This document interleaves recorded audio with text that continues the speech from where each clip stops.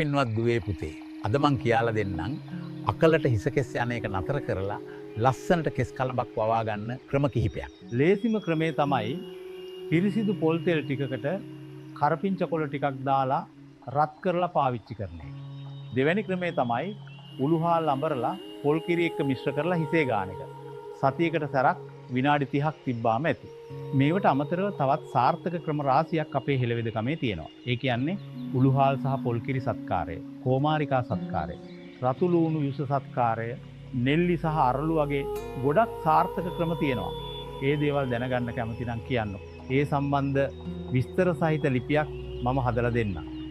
අපේ Facebook ගිණුමේ ඒක පළ කරන්න. ඇත්ත වශයෙන්ම සිංහල වෙදකමේ වගේම බටහිර වෛද්‍ය විද්‍යාවේද හිසකෙස් සඳහා ප්‍රතිකාර රාශියක් තිබෙනවා. ඔයාලට මේ ගැන වැඩි විස්තර දැනගන්න ඕනි නම් අපේ Facebook, TikTok සහ YouTube පිටු සමග එකතු වෙලා ඉන්න.